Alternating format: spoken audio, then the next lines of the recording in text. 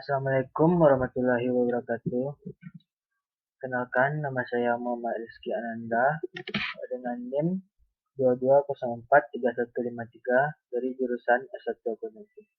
Pada kali ini, kesempatan kali ini saya akan mempresentasikan materi tentang kepailitan. Yang pertama,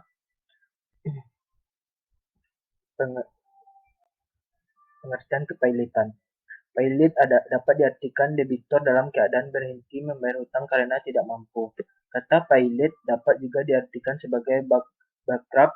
Kata bankrupt sendiri mengandung arti bancaruta, di mana kata tersebut bermaksud memperandakan kursi-kursi. Adapun sejarahnya mengapa dikatakan demikian adalah karena dahulu satu peristiwa di mana terdapat seorang debitur yang tidak dapat membayar hutangnya kepada kreditor. Karena marah, sang kreditor mengamuk dan menghancurkan seluruh kursi-kursi yang terdapat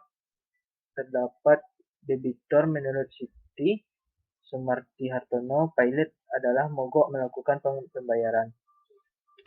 Sedangkan berdasarkan pasal 1 angka 1 Undang-Undang Nomor 37 Tahun 2004 tentang kepailitan dan menunda kewajiban pembayaran hutang, Undang-Undang Kepailitan.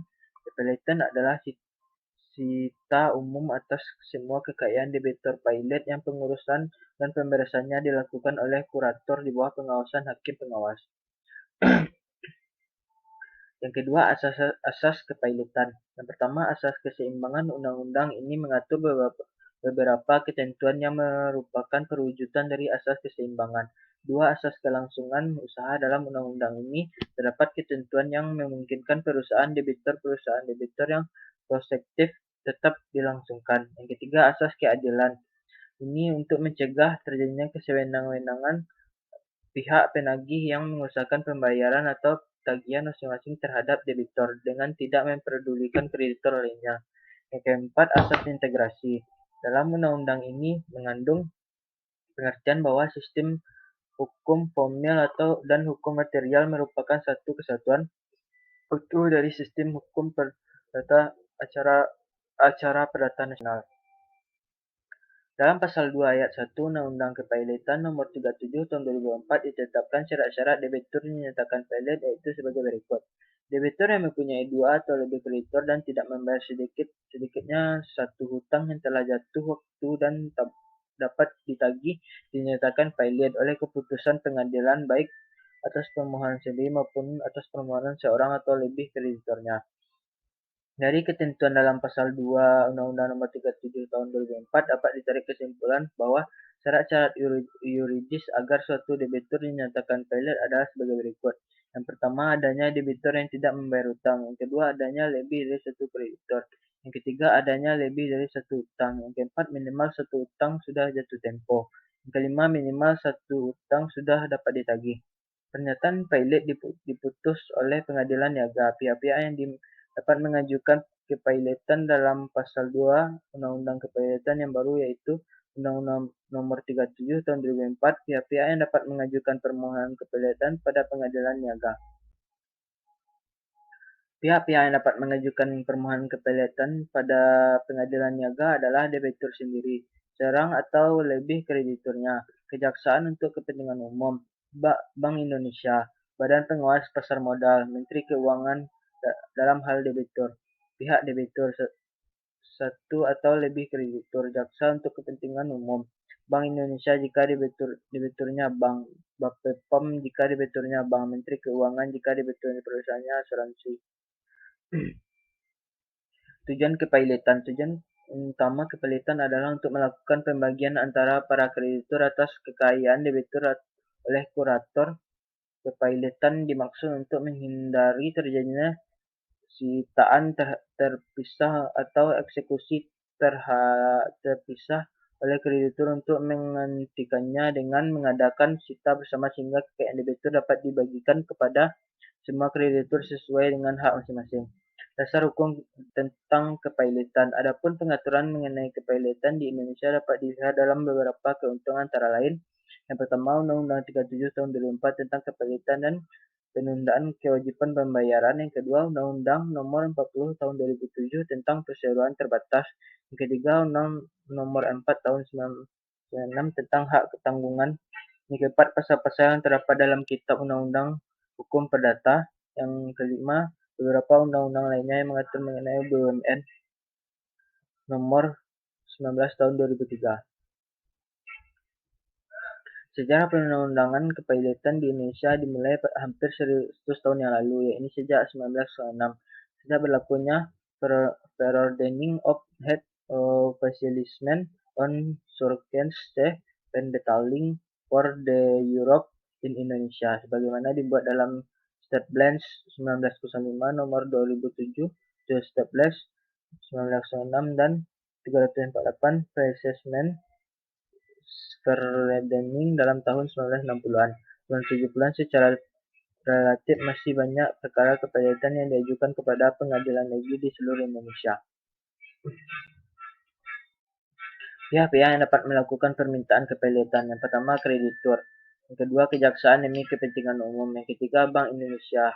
Yang keempat, Badan Pengawas Pasar Modal. Contoh perusahaan yang mengalami pilot. Kasus pilot televisi Indonesia (TPI) tentu telah menjadi catatan sejarah perkembangan televisi di tanah air. Stasiun televisi yang didirikan Putri Sulung Presiden Soeharto, Siti Hardijanti Rukmana alias Mbak Tutut ini pertama kali mengudara pada tahun 1 Januari 1991. Di awal mengudara, TPI hanya berjalan selama jam, yakni 19.00 sampai 21.00 WIB.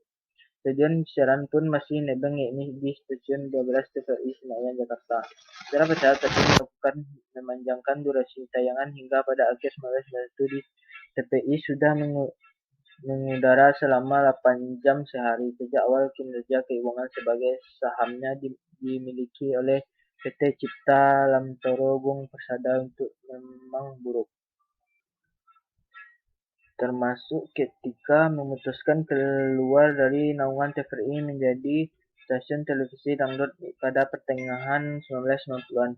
Puncaknya pada 2000, posisi utang TVRI sudah mencapai 1.634 triliun. Mbak Tutut pun kelimpungan. Ancaman pilot pun terjadi. Di tengah kondisi tersebut, Mbak Tutut meminta bantuan kepada Henry Nasution untuk membayar sebagian hutang-hutang pribadinya. Sekedar info, saat itu HT menjabat sebagai Direktur Utama PT Bimantara Citra Tbk, yang sekarang berubah menjadi PT Global Mediacom Tbk.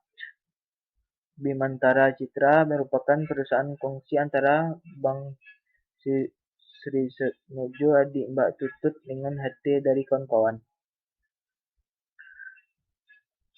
Penundaan kewajiban pembayaran hutang atau PKPU.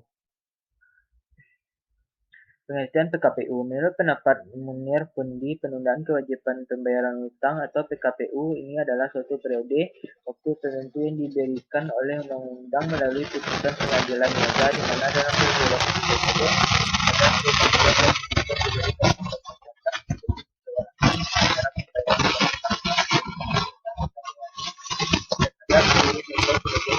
termasuk apabila perlu merestrukturisasi untuk hutangnya tersebut. Dengan demikian, penundaan kewajiban pembayaran hutang (PKPU) merupakan semacam moratorium. Dalam hal ini legal moratorium. Dasar hukum PKPU. Di dalam Undang-Undang Kepilotan, Undang-Undang Nomor 37 Tahun 2004, Pasal 222 Ayat 2 dikatakan, debitur yang tidak dapat atau memperkirakan dapat melanjutkan pembayaran hutang-hutang yang sudah jatuh waktu dan dalam ditagih dapat memohon penundaan kewajiban pembayaran hutang dengan maksud untuk mengajukan rencana perdamaian yang meliputi tawaran pembayaran sebagai seluruh hutang kreditur kepada kreditur.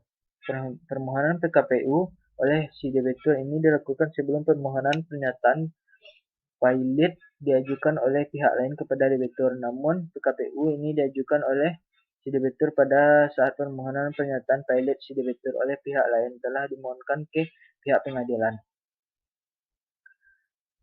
Pihak yang dapat mengajukan PKPU: yang pertama, debitur; yang kedua, kreditur; yang ketiga, Bank Indonesia. Dalam hal debitur adalah bank. Akibat PKPU, Badan Pengawas Pasar Modal atau BAPEPAM Dalam hal debitur adalah perusahaan efek, bursa efek, lembaga clearing, dan penjaminan, lembaga penyimpanan dan penyelesaian. Dua, Menteri Keuangan dalam hal debitur adalah perusahaan asuransi, perusahaan reasuransi, dana pensiun, atau badan usaha milik negara atau BUMN yang bergerak dalam bidang kepentingan publik. Dengan dikabulkan permohonan PKPU atau PKPU sementara, maka berlakukan hal sebagai berikut. Pertama, selama PKPU berlangsung terhadap debitur tidak dapat diajukan permohonan pilot. Dua, diangkat seorang hakim pengawas yang tugasnya mirip dengan hakim pengawas dalam kepilotan. Yang ketiga, diangkatnya seorang atau lebih pengurus yang bertugas melakukan pengawasan terhadap kekayaan debitur. Yang keempat, debitur tetap melakukan tindakan pengurusan dan pengalihan atas kekayaan asalkan mendapat persetujuan pengurus. Yang kelima, tindakan debitur atas kekayaan tanpa persetujuan pengurus adalah tidak mengikat kekayaannya. Berakhirnya PKPU. Yang pertama, atas permintaan hakim pengawas. Yang pertama, debitur selama waktu PKPU bertindak dengan etikat buruk dalam melakukan terhadap hartanya, debitur telah merugikan atau telah mencoba merugikan krediturnya. Yang kedua, debitur melakukan pelanggaran pasal 24 ayat 1 Undang-Undang K. Debitur lalai melaksanakan tindak-tindakan yang diwajibkan kepada oleh pengadilan pada saat atau sesudah PKPU diberikan, atau lalai melaksanakan tindak-tindakan yang diisyaratkan oleh pengurus demi kepentingan hal debitur. Selama waktu PKPU, keadaan harta debitur ternyata tidak lagi memungkinkan dilanjutkan PKPU atau keadaan debitur tidak dapat diharapkan untuk memenuhi kewajiban terhadap kreditur pada waktunya. Yang kedua, atas permintaan satu atau lebih kreditur. Yang ketiga, atas pra pengadilan niaga.